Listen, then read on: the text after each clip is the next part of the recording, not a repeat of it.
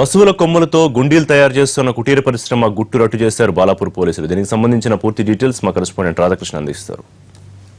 ఇప్పటివరకు జంతు కళేబరాలు కొవ్వుతోటి నూనెలు తయారు చేసిన వాటిని చూసాం. ఇప్పుడు ఏకంగా కొమ్ములతోటి బటన్లు తయారు చేస్తున్న పరిస్థితి ఇప్పుడు కొత్తగా సౌత్ జోన్ పోలీసులు గుట్టురట్టు చేశారు. బాలాపూర్ దర్గా సమీపంలో హఫీజ్ బాబా నగర్ కంచన్బాగ్ పోలీస్ స్టేషన్ పరిధిలో ఈ స్థావరాన్ని ఇవాళ గుట్టురట్టు చేశారు. ఇతర ప్రాంతాల నుండి కొమ్ములను తీసుకొని వచ్చి ఇక్కడ బటన్స్ తయారు చేస్తున్నారు ప్రధానంగా.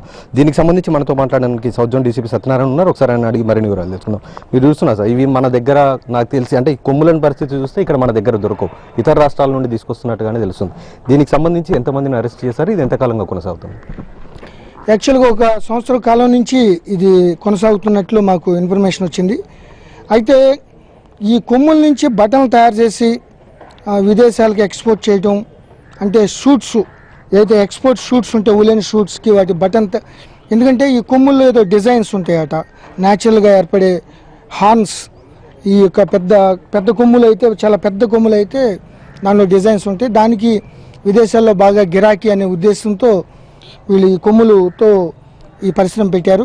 అయితే దీనికి ఎటువంటి జిఎస్ఎంసీ నుంచి కానీ పరిశ్రమల నుంచి కానీ సంబంధిత అధికారుల నుంచి ఎటువంటి అనుమతులు లేకుండానే ఈ కాలనీ మధ్యలో పెట్టి రాత్రిపూట అంతా మిషనరీతో శబ్దం రావడంతో పాటు ఇక్కడ ఈ యొక్క దుర్గంధం, ఈ యొక్క కొమ్ములు అవన్నీ ఎక్కడి నుంచో ఆ రెండు రాష్ట్రాల నుంచి తీసుకొచ్చి వాళ్ళు ఇండిస్క్రిమినేట్గా 24 గంటలు ఆ బటన్ తయారు చేసే విధంగా పెట్టడంతో విపరీతమైన దుర్గంధం ఉండి ఇక్కడ వాతావరణం పరిసరాల కాలుష్యం అవడంతో ఈ కాలనీ వాసులు వచ్చి ఇక్కడ మీరు రైడ్ చేసి దీన్ని బంద్ చేయించాలి అని చెప్పడంతో ఈరోజు వచ్చి రైడ్ చేస్తే అసలు వాళ్ళు ఎక్కడి నుంచి తెస్తున్నారో ఒక దానికి రికార్డ్ మెయింటైన్ చేయడం కానీ, ఈ మిషనరీలు ఒక బీహార్ నుంచి ఒక చైల్డ్ లేబర్ కూడా పనిచేస్తున్నాడు.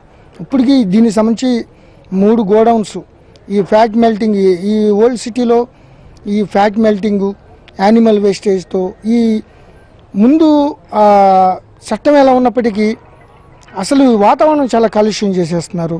కొమ్ములని ముందుగా ప్రధానంగా వాళ్ళు కొమ్ములని తీసుకొని వస్తారు లోపల మనం ఇప్పుడు ఈ మిషన్ని చూస్తున్నాం. ఈ బటన్స్ ఇప్పుడు మీరు చూస్తున్న ఈ బటన్స్ అన్ని కూడా ఈ మిషన్ ద్వారానే తయారు చేస్తారు.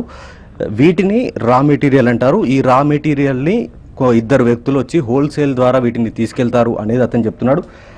బటన్ ముందుగా ఈ విధంగా అంటే ఒక కొమ్ముని ఈ పార్ట్గా కట్ చేస్తారు. కట్ చేసిన తర్వాత వాటిని ఈ మిషన్లో పెట్టి దీన్ని ప్రెస్ చేయడం ద్వారా ఇలాంటి బటన్ బయటికి వస్తుంది. వీటిని రా మెటీరియల్గా వీళ్ళు అమ్ముతున్నారు. సుమారు 1 ఏడాది కాలంగా వీళ్ళు అమ్ముతున్నారని పోలీసులు చెప్తున్నారు. అయితే వీళ్ళు ఈ కొమ్ములని ఎక్కడి నుండి తీసుకొస్తున్నారు, బతుకున్న వాటిని చంపి కొమ్ములను తీసుకొస్తున్నారా లేకపోతే చనిపోయిన వాటిని తీసుకొస్తున్నారా అన్న దానిపై ప్రస్తుతం పోలీసులు విచారిస్తున్నారు.